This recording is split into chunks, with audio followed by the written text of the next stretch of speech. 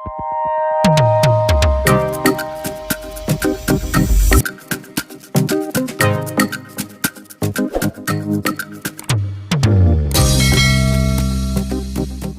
bergabung kembali di channel saya. Hari ini tetap kita kawal peristiwa ibu dan anak di Subang yang sudah ada 3 kelompok, yaitu kelompok pertama dari kelompok Pak Yosep, kelompok kedua dari Danu, dan kelompok ketiga dari Yoris, di mana Yoris sudah mencabut kuasa hukumnya pada Pak Rohman Hidayat, ingin berdiri sendiri atau ingin tidak didampingi pengacara dan ingin berjuang sendiri bersama istrinya. Kita taruh di sini ya guys untuk membaca kondisi Yoris di sini, apakah dengan keputusannya yang mencabut kuasa hukumnya pada Pak Rohman Hidayat ini akan membuat posisinya semakin membaik atau sebaliknya. Mari kita ungkap di sini, tapi yang namanya prediksi ini bisa salah juga bisa benar. Jadi tolong sikapi dengan bijaksana ya. Mari kita ungkap di sini melihat posisi Yoris dan Yanti, istrinya. Apakah dengan berdikari, mandiri, tidak didampingi pengacara, tidak berpihak kepada papahnya maupun kepada Danu, yang bisa diartikan netral, Yoris akan memiliki posisi yang semakin membaik? Apakah posisi Yoris dan Yanti semakin baik atau sebaliknya ketika sudah memutuskan untuk tidak didampingi pengacara, untuk memilih netral?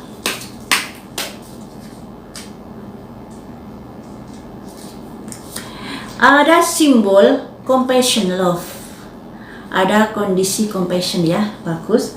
Saya ambil 3 kartu. Selanjutnya, apakah putusan tersebut akan membuat dirinya semakin bagus? Ada simbol fear, passion, semangat. Selanjutnya ada simbol blessing. Jadi seperti ini guys.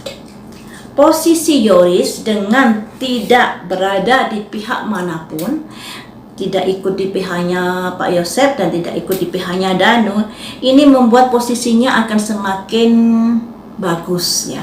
Kalau kemarin-kemarin saat di posisi Danu, banyak sekali netizen, bahkan saya juga beranggapan mencurigai, oh jangan-jangan begini, jangan begini. Kemudian setelah pindah ke pihaknya Pak Yosep, juga banyak sekali yang menyudutkan, yang begini, jangan begini. Pada akhirnya ketika Yoris memutuskan untuk tidak didampingi pengacara, hal itu membuat posisinya semakin bagus ya. Jadi di sini ada compassion, love. Jadi yang tadinya orang-orang yang mungkin memojokkan dia dan lain sebagainya, ada kondisi-kondisi yang mulai cair, dan ada semangat, juga ada doa buat dirinya. Jadi dengan putusan Yoris untuk tidak didampingi pengacara, untuk bersikap netral di sini, itu merupakan sebuah terobosan yang bagus untuk posisi Yoris dan Yanti. Jadinya tidak terlalu disudutkan oleh netizen. Kalau kemarin-kemarin kan begini salah, begitu salah, saat berpihak kepada Danu sangat dipuja-puja, ketika nyemplung di pihaknya Pak Yosep dikuliti. Nah sekarang kalau netral diapain lagi? Nah seperti itu ya teman. Jadi posisi Yoris sekarang ini bisa dikatakan lebih bagus lagi kalau dia tidak nyemplung di pihaknya Pak Yosep dan juga tidak nyemplung di pihaknya Danu. Ada simbol blessing di sini, ada berkat di sini buat Yoris dan Yanti. Ini kalau posisinya di mana dia berdikari sendiri. Jadi posisinya lebih bagus daripada ketika dia gabung dengan PH-PH yang sudah mendampingi Pak Yosep dengan Danu ya, Pak Yosep dan Danu. Maka kondisi-kondisi ini juga baik untuk dirinya kalau dilihat dari sudut proses hukumnya. Kita lihat dari proses hukumnya ya guys. Apakah dengan tidak didampingi pengacara, proses hukum yang bergulir, apakah nanti juga akan menguntungkan Yoris dan Yanti?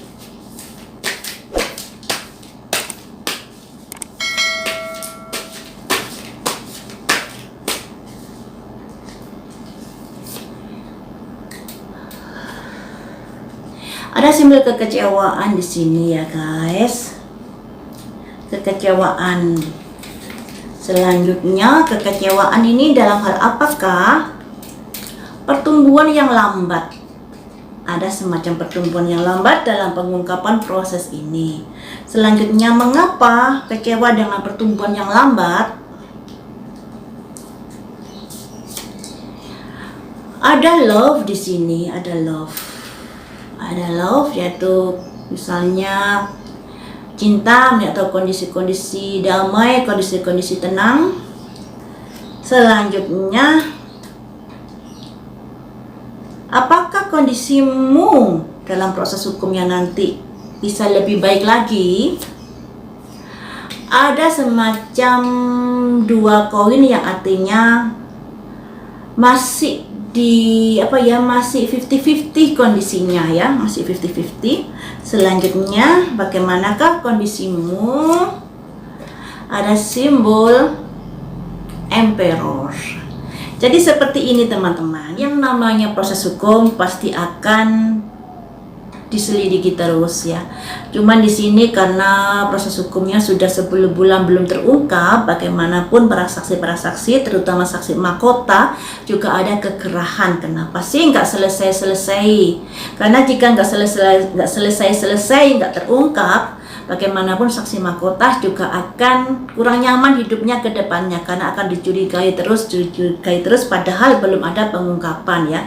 Seperti Pak Yosef, Yoris, dan Danu dan saksi kunci yang lainnya pasti akan dicurigai oleh publik, oleh netizen, oleh masyarakat di sekitarnya, dan itu tentunya kurang bagus. Dan di sini ketika Yoris memutuskan untuk tidak didampingi pengacara, ada doa di sini untuknya. Ada kondisi-kondisi yang lebih nyaman lagi di dalam hidupnya. Tapi di sini nggak bisa dipungkiri dengan tidak didampingi pengacara, ada semacam proses yang bisa membuat dirinya agak kecewa nantinya. Agak kecewa karena ada kaitannya dengan perlambatan dari pengungkapan peristiwa ini.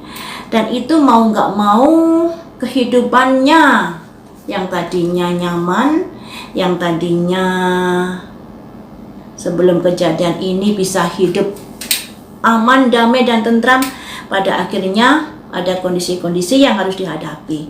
Dan di sini ketika saya tanya apakah dengan tidak didampingi pengacara dia bisa dikatakan aman-aman saja, kondisinya masih 50-50 teman-teman. Masih 50-50, masih menunggu kabar, menunggu pengungkapan. Jadi selagi belum ada penetapan siapa yang menjadi tersangkanya, semua saksi masih belum aman. Demikian juga dengan Yoris, karena di sini disimbolkan orang memegang dua koin yang di belakangnya ada perahu dan kapal, dan di belakangnya ada simbol anjing yang menggigit sebuah surat. Jadi kondisinya masih 50-50 ketika belum ada pemberitaan atau pengungkapan kasus ini. Jadi untuk Yoris sekalipun tidak didampingi pengacara, sekalipun dia berusaha mandiri, tapi kondisinya juga masih kurang aman, tidak aman. Seluruh saksi kunci masih tidak aman semuanya. Dan di sini ada simbol Emperor, kekuatan yang proses hukum, kekuatan hukum yang selalu mengintainya selagi kondisinya masih belum ditetapkan siapa yang menjadi tersangkanya. Jadi seperti itu ya teman-teman, didampingi pengacara atau tidak, efeknya tidak terlalu dalam buat Yoris di sini, tapi kehidupannya di sini lebih aman, lebih nyaman karena mungkin tidak terlalu disudutkan lagi oleh sebagian pihak.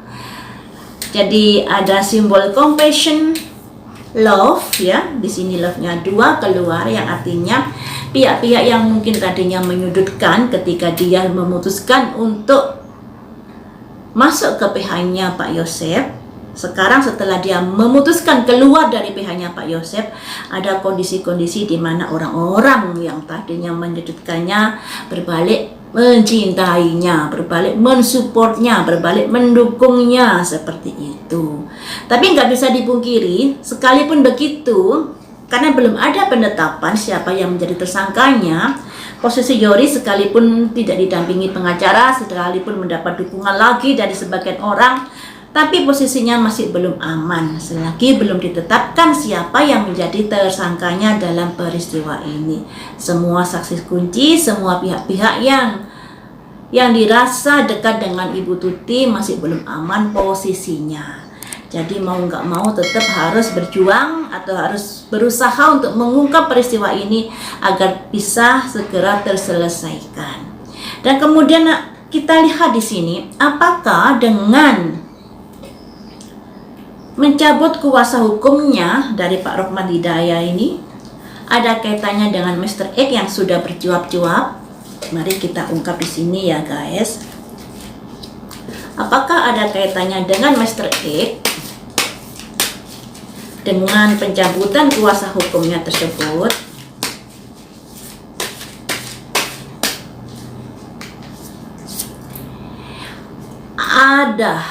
Ada ya. Di sini ada simbol peperangan. Ya, mungkin ada kekecewaan yang dirasakan Yoris pada Mr. X ini, dimana menurut pengakuan Mr. X dia diangkat menjadi bendahara ini oleh Pak Yosep. Namun setelah diangkat dan diwawancarai, Mr. X ini membuka omongan yang seperti itu, dan kita juga tahu sendiri ya, karena apa yang dikatakan Mr. X ini sudah tersebar di media sosial, dan tentunya itu membuat gerah Yoris, dan pada akhirnya di sini ada simbol peperangan ya. Jadi ada kaitannya juga dengan apa yang sudah diungkapkan Mr. X ini di media sosial. Ada kaitannya, ada kekesalan dan ada kegerahan yang dirasakan oleh Yoris ya. Selanjutnya kita gali lagi ya, mengapa Yoris merasa gerah dengan pengungkapan, dengan pernyataan dari Mr. X tersebut?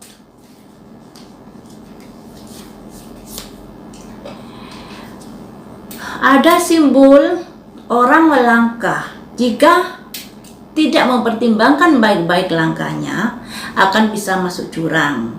Jadi di sini Yoris ini kecewa banget dengan Mr. X ini. Kenapa bisa ngomong seperti itu?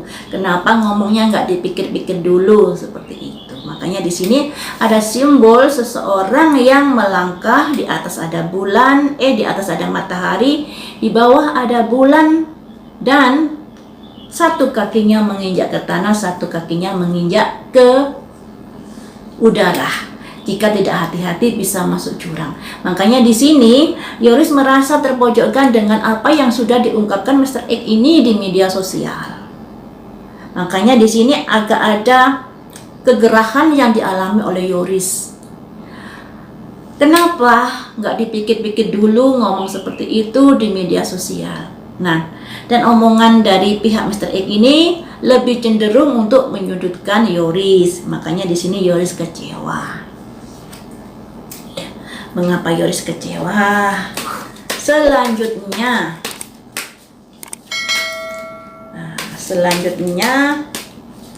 kekecewaan itu apakah berujung dengan pencabutan PH dari Pak Rohman?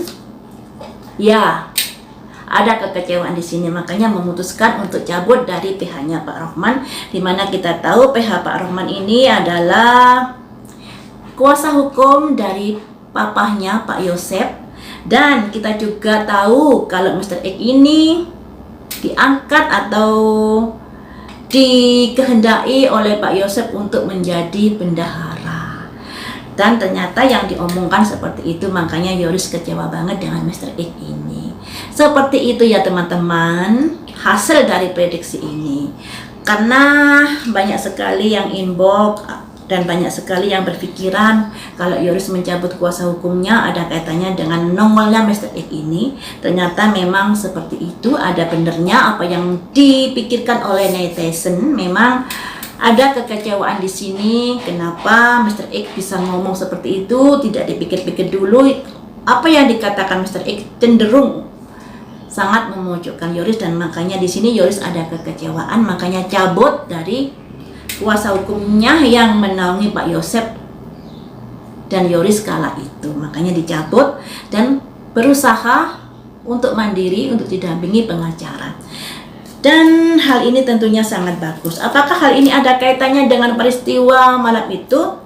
Bisa iya, juga bisa tidak ya guys. Karena tidak sesederhana itu kita menuduh seseorang hanya karena masalah yang seperti ini kemudian kita curiga.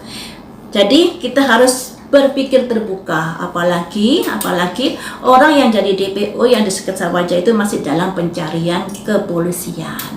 Dan apalagi sudah diteliti dari Pak Yosep, dari Bu Mimin, dari Yoris, dari Yanti dan Danu, sampai saat ini belum juga ada penetapan dari pihak-pihak mereka yang dijadikan tersangka. Makanya kita harus berpikir terbuka di sini. Jadi kita tetap mengedepankan asas praduga tidak bersalah dalam hal ini, karena untuk menetapkan yang menjadi tersangkanya harus dikuatkan dengan 2 alat bukti yang tidak bisa diganggu gugat. Kita tunggu saja pihak kepolisian dalam mengungkapkan peristiwa ini, semoga segera diungkap. Baiklah teman-teman, sampai di sini dulu, lain waktu kita sambung lagi dengan prediksi yang lainnya. Terima kasih sudah setia menonton di channel saya.